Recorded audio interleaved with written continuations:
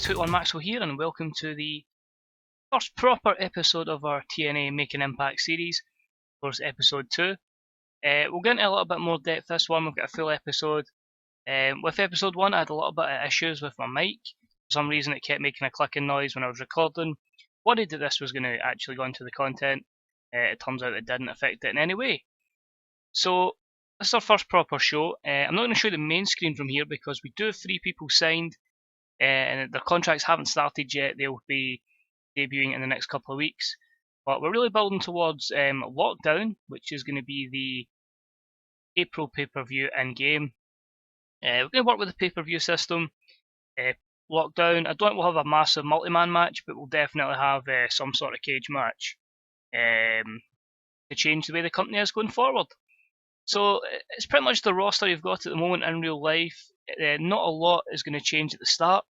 That'll be more so going forward once we see how we're doing financially and pending what superstars we can, or wrestlers or they're called in TNA, get over and who doesn't, and really who's just value for money. So I'm starting off with an 18 segment show plus a pre-show opener. We're booked in Florida, so hopefully we can have a good show here, start off in a good way. Unsure if we'll get a good pop,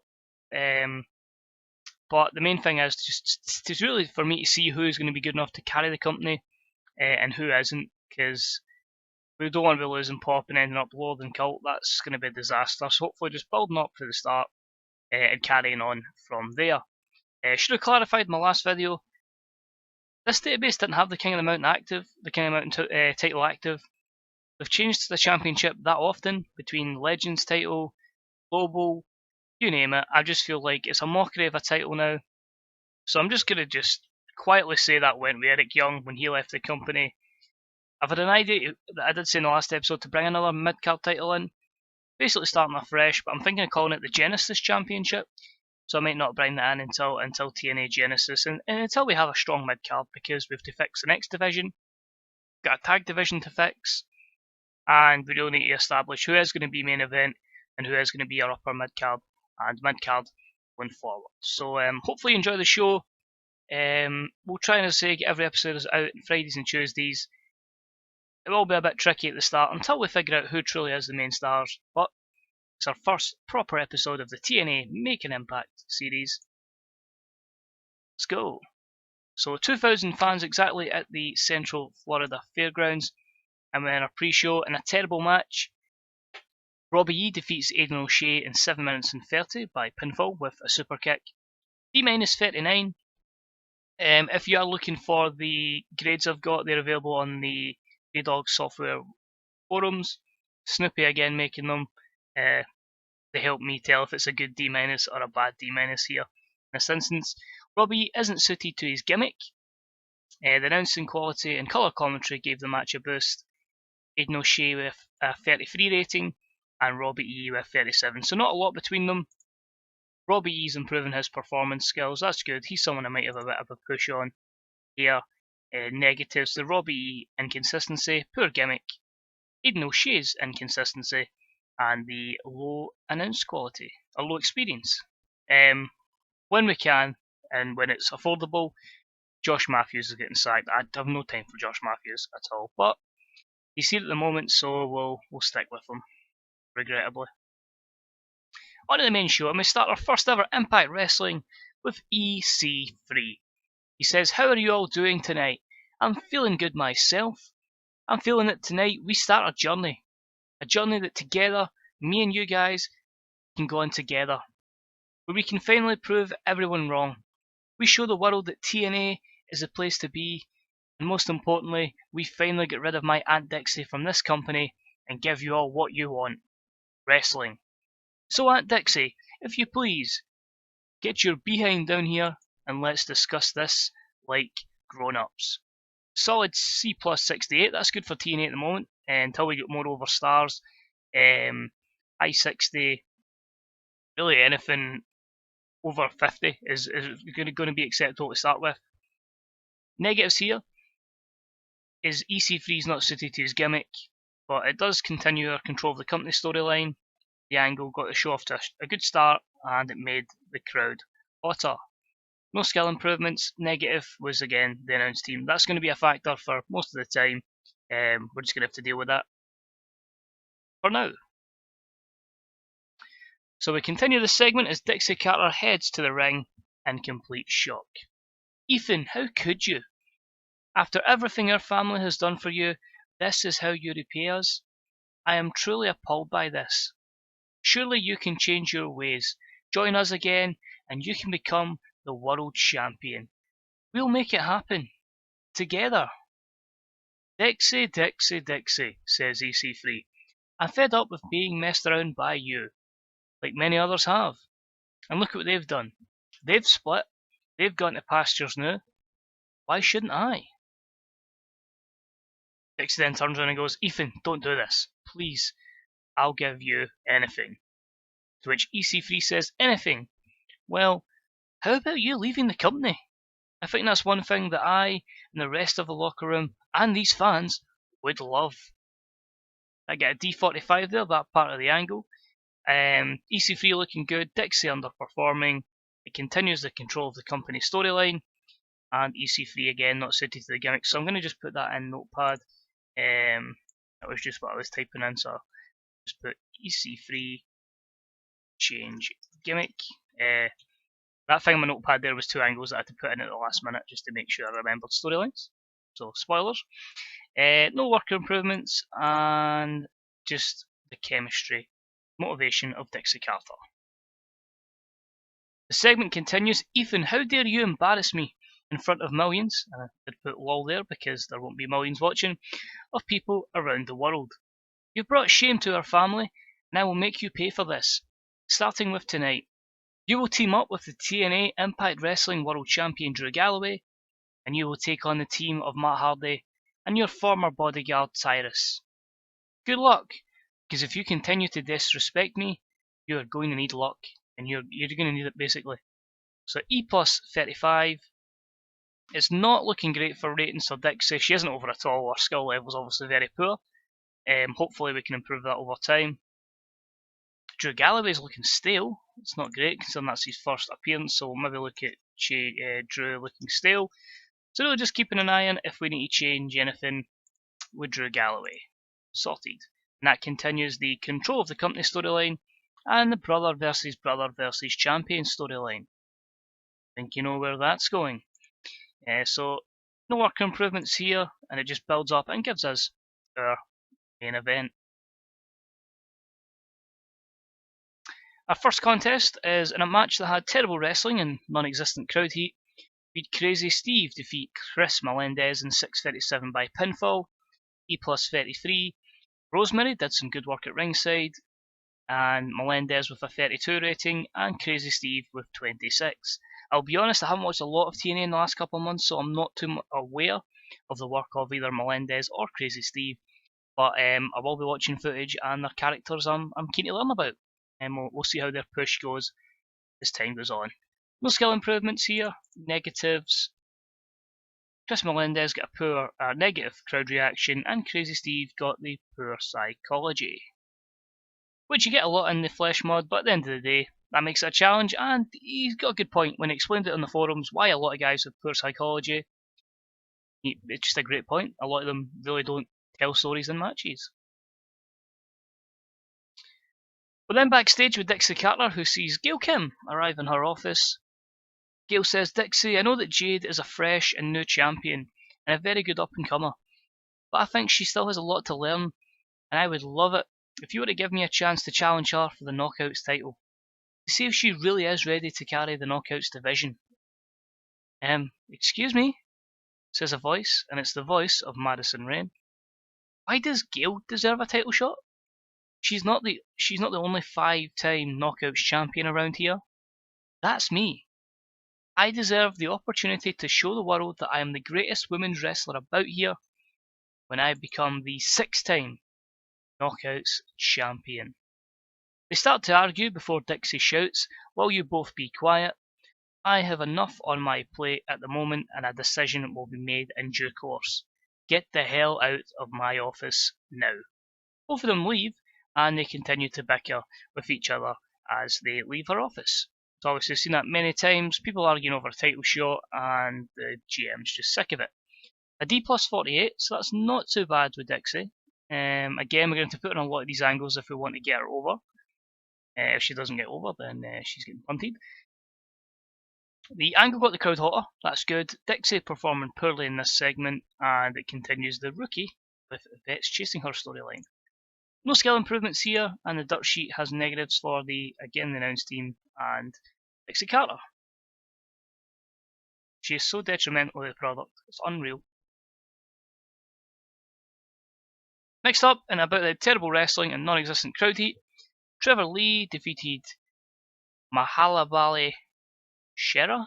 I don't know how he pronounces it. I don't know a lot about this guy, in all honesty. In 709 by pinfall. E-23, obviously a lack of psychology, the bout dragged a bit. Trevor Lee isn't over in this, which is quite frustrating because he's the champion.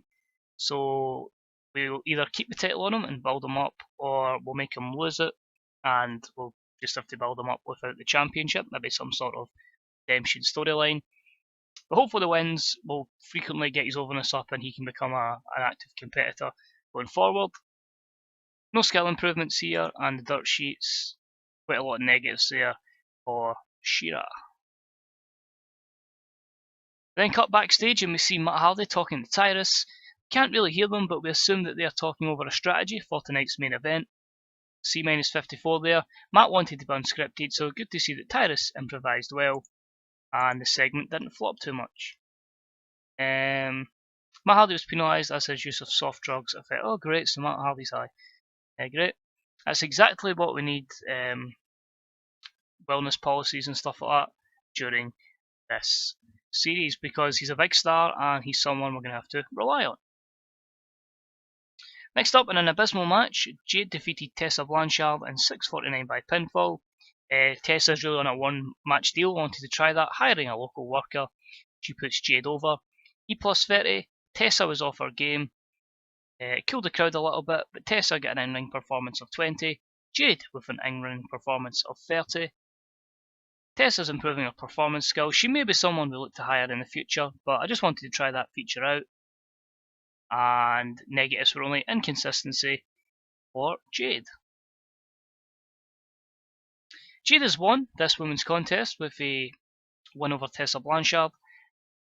However, this is not enough for the Knockouts champion, and she sees it as an opportunity to continue to assault her fallen opponent.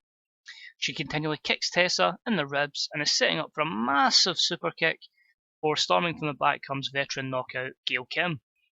She goes to spear Jade, but Jade sees that Gail's coming, and she quickly makes an escape, preventing Gail Kim from getting to her. E28, again, the overness isn't great on Jade either, but we're going to build her up. It's still weird calling her Jade, I just know it as Mia Yim, but that is what it is. It continues the storyline there. No skill improvements, but again, when you get low overness, you have to build stars up, one way or another. Bit of a short 1 minute vignette which simply says TNA needs a miracle. It really does, and a miracle is coming soon. I think we all know who it is. It's a vignette from Mike Bennett. Just couldn't fit him in the show, so I gave him a vignette to build him up. E27. So that shows he's not very over. We got to build him up as well. Next up, in about the head subpar wrestling and little heat, Eli Drake defeated James Storm in 9 minutes and 39 by pinfall, with a handful of the tights. Pretty poor matchup here. I was hoping that it scored a lot higher. James Storm had an in-ring performance of 53, with Eli Drake at 28. It continues their storyline. This is going to be a mini feud. Hopefully we can get Eli over a bit. He improves in performance skills. Quite a few negatives there. Psychology, inconsistency, obviously the booking decisions. But to really protect James Storm there, so that probably didn't help the match. And he's declining physical ability. Then I have a small hype video for the reigning TNA Impact Wrestling Heavyweight Champion, Drew Galloway, D plus 48, again showing that he's not the most over guy in the roster, and we're really going to have to look to try and get him over as well if he's going to remain as champion. So again, worrying signs there. It looks like a lot of these shows we may lose pop in to start with until we get over guys in. And about they had some subpar wrestling and little heat. We had the American Wolves, Davey Richards and Eddie Edwards, defeat the team of La Rufa and Vierge. I have renamed them Baron Dax and Basil Baraka. Haven't changed the tag name yet, but they win in 10 minutes and 42 with Davey Richards with a shooting star press of all things. Whether the two Frenchmen get a push, I don't know. I'm going to see how they are in this. I don't feel they're ready stat-wise in this game.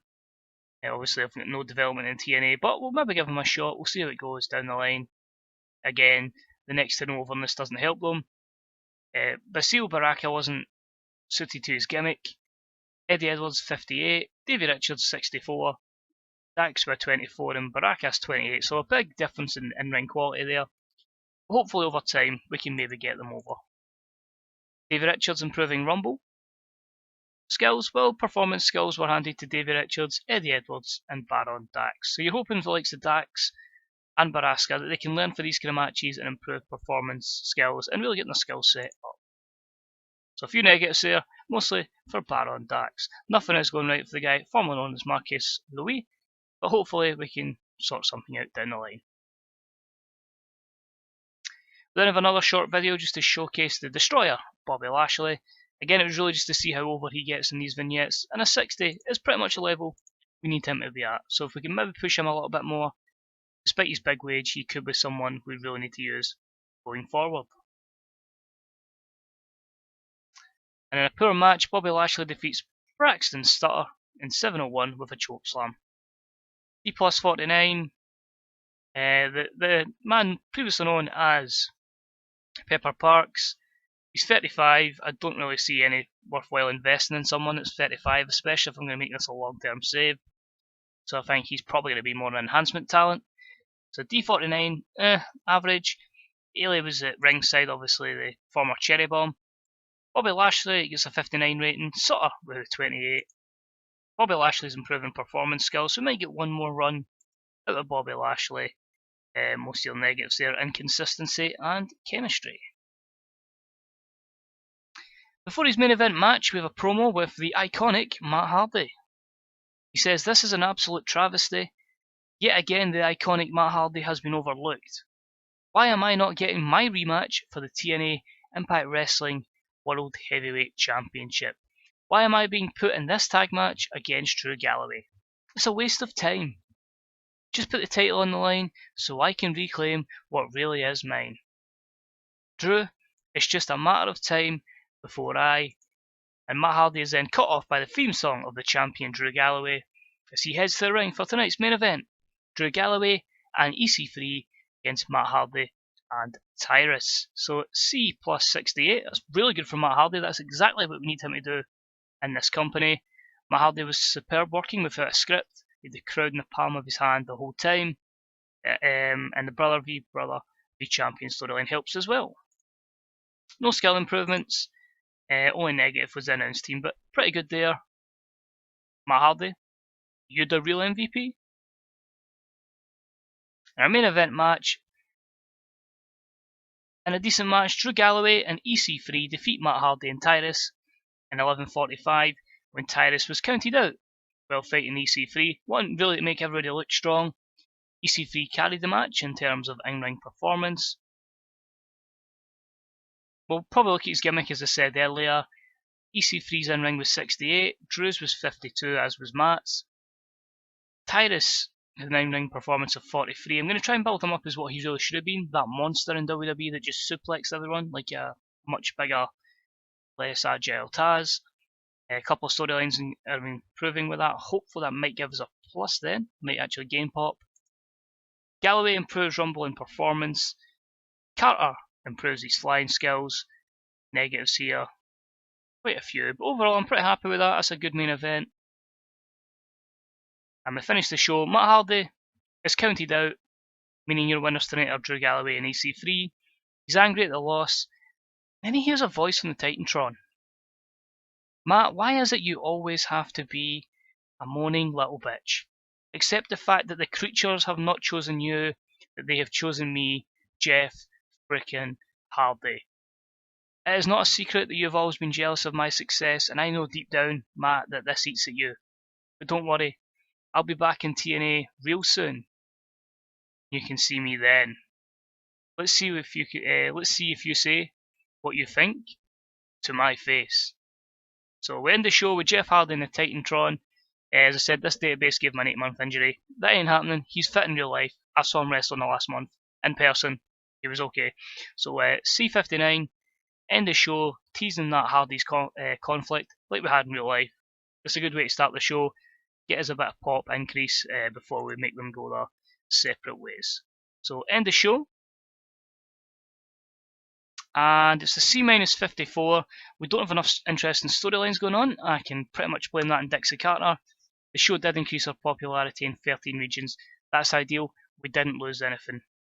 So I think we maintained our reputation in America and we probably gained elsewhere. We'll go back to the main screen now, and this will give us an idea of exactly which storyline let us down. Probably Dixie Carter's.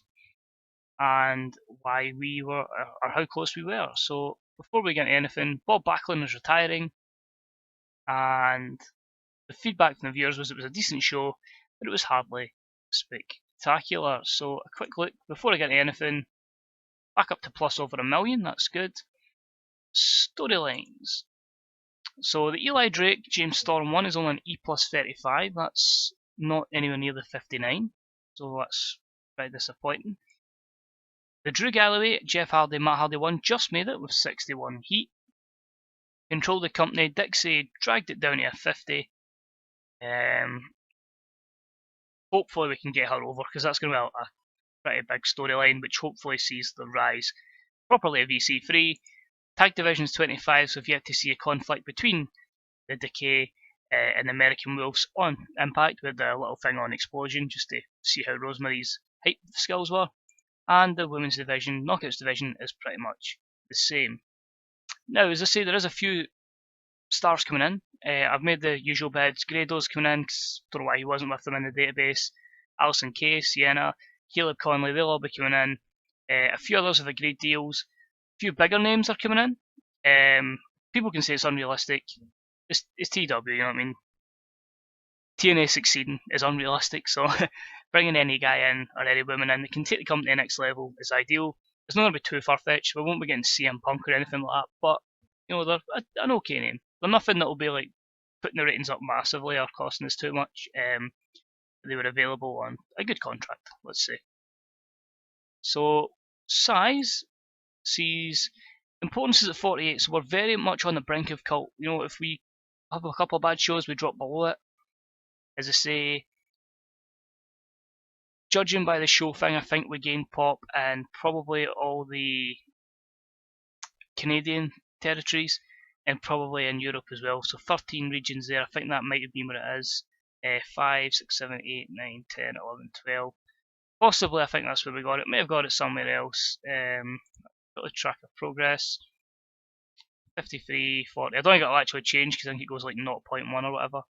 So it's really just making sure we don't lose in America. If we can get the 53s met with good shows, so continually getting over a C minus, maybe getting 56, 57s, ensuring that we're good popularity, so our importance gains up to maybe 50, we can relax a little bit. At 48, as I say, you're always on the brink, you're a little bit worried there. So we'll read our news items, which is that one.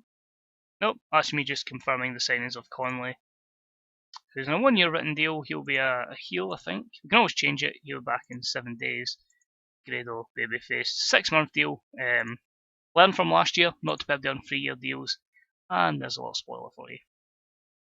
Did say it was a big name. I think it was a bit obvious I was going to sign him anyway. So hopefully he'll come in and can help one of our divisions. So let me know what you think of that. Let me know if you think of him signing. But our news items. Shikara looking at Maria. Trevor Lee's had a grueling schedule. A 1.06 TV rating. We'll have a look at the history and we'll see how that drew. 4,000 on drug tests. Eli Drake needs to learn to sell. He's not worth pushing until that's addressed. So Matt Hardy not happy with Eli Drake, but we'll keep his view on board as we go forward. So quick look at the history. Find it. I have no idea what history is. Why is this just completely blanked me at this moment in time? Show history, there we go, right in front of me the whole time. So we ended up with just under a million viewers, 800,050 viewers in total. That was shown on Challenge, Nippon TV, Pop, and Sport TV. So in the UK, Japan, Pop's obviously America, Sport.tv, I'm not too sure. Can we check that right now? And that's in Europe. So Europe, and we don't actually have a show in Canada, so I actually need to look at that. But that's interesting, it's decent, we can only keep improving. Momentum's up by 1. I think it might be a slow and steady progress to start with, but hopefully once we get a few guys in, we'll see what happens. So, thank you for watching, guys. All I can ask is, if you get any comments in the series, if this is the first episode, let me know what you think. Are you looking forward to any of the feuds? What do you think of that mystery spoiler? Will he be a good acquisition for TNA Wrestling? What will Grado's role be? What will Caleb Conley's role be? Is there anyone else you'd like to see? We'll try and get some viewers' recommendations signed. It is really just down to finance. If we can afford it, we'll go for it. Obviously, a bit more flexibility going further forward. As always, guys, thank you for watching. Any comments are deeply appreciated. You could drop a cheeky wee like, that'd be deeply appreciated.